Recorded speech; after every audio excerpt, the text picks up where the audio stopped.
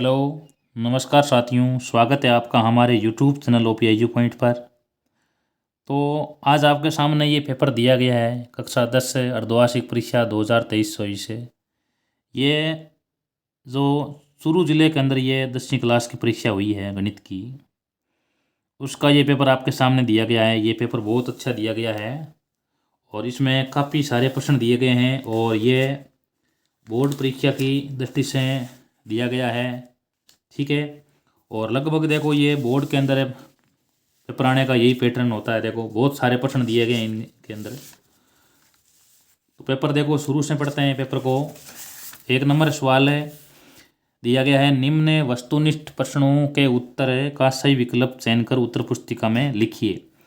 एक समांतर श्रेणी 2, 6, 10, 14 के लिए सार्वय अंतर होगा 4, 3, 8 और 2।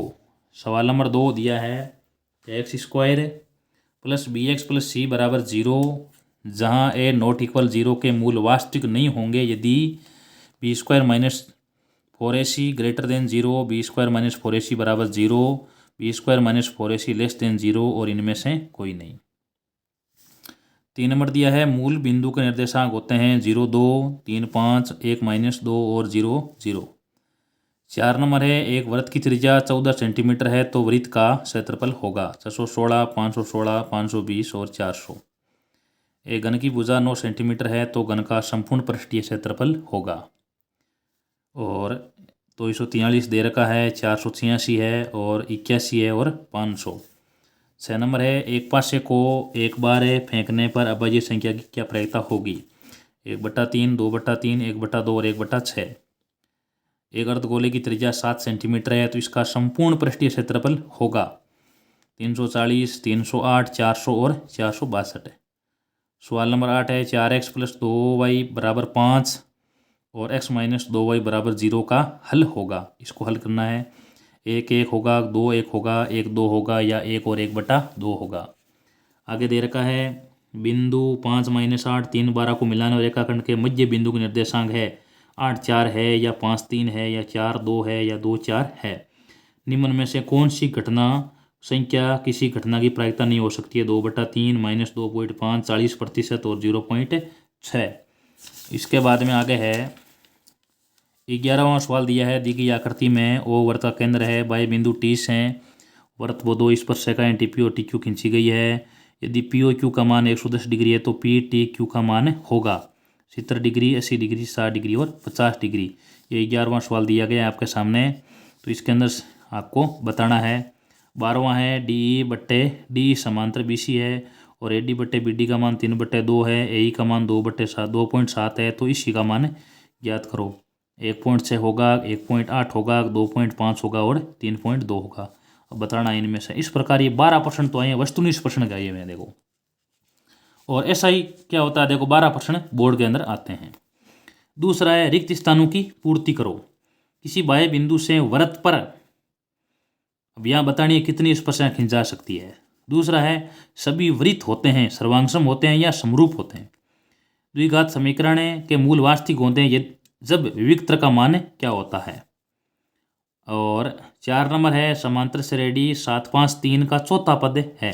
बताना चौथा पद क्या है, बताना इसका। यदि वृत्त की त्रिज्या r है तो वृत्त की परिधि का क्या सूत्र होगा, ये बताना है। और यदि घन का आयतन 343 है तो घन की भुजा क्या होगी, घन की भुजा लिखनी है। और 2 चरों वाले रेखिक समीकरण दे रखा है तो इसमें y का मान क्या होगा बताना है। r त्रिज्या और h ऊंचाई वाले बेलन का आयतन का सूत्र क्या होता है ये यहाँ पर लिख देना है। सवाल नंबर 3 है, अति लघुतरात्मक प्रश्न है, छोटे प्रश्न है। द्विघात समीकरण है, x² प्लस 5x प्लस 3 बराबर 0 के मूल्यों की प्रकृति ज्ञात करो। दूसरा है, निम्न समान श्रेणी में कितने पद है, इसमें बताना है कितने पद है ये बताना है ये। और ये तीसरा है, साइन a बराबर 3/5 है तो कोस a और टेन a का मान ज्ञात करो। यदि ऊर्ध्वाधर यहाँ पर है, छड़ की लंबाई है, यहाँ फड़ नहीं है, छड़ की लंबाई है, इसकी छाया की लंबाई का अनुपात 1:3 है तो सूर्य का उन्नयन कोण ज्ञात करो। एक थैले में 5 लाल 8 सफ़ेद गेंदें हैं। इस थैले में से एक गेंद यदृच्छा निकाली जाती है, इसकी क्या प्रायिकता होगी कि निकाली गेंद सफ़ेद होगी। और 2 साइन 45 डिग्री कोस 45 डिग्री का मान ज्ञात कीजिए। एक वृत्त की कितनी स्पर्शरेखाएं हो सकती है, यदि वृत्त की परिधि 88 सेंटीमीटर है तो वृत्त की त्रिज्या क्या होगी, और पाई का मान 22/7 लो।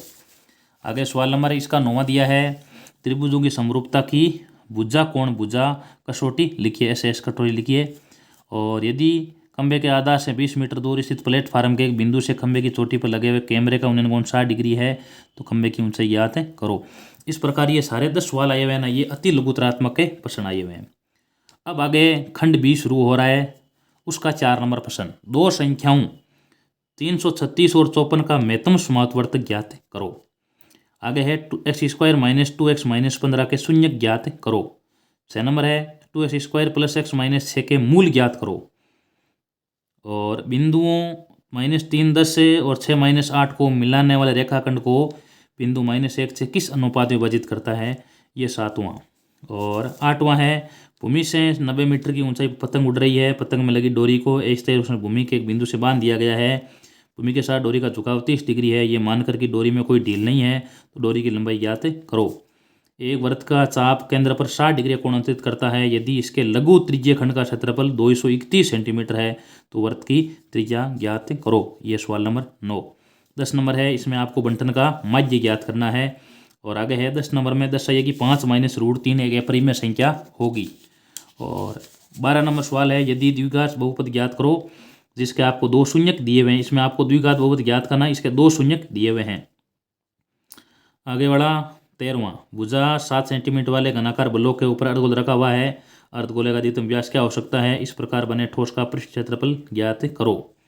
14वां सवाल है, 52 पत्तों को अच्छी प्रकाश से फेंटी की गड्डी में से पता निकाला जाता है, निम्नलिखित को प्राप्त करने पर याद करो। लाल रंग का बादशाह और एक फेस कार्ड अर्थात तस्वीर वाला पत्ता।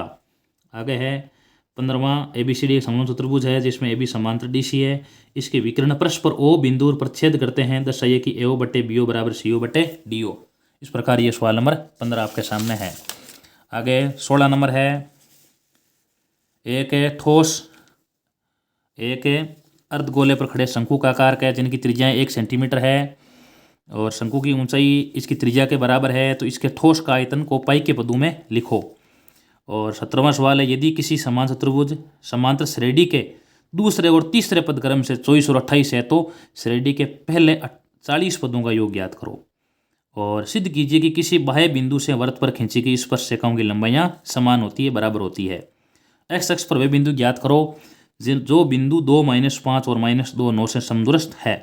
आगे निम्न बंटन का वापिस माध्य ज्ञात करो, ये वर्ग अंतराल दिया है और इनका माध्य ज्ञात करो।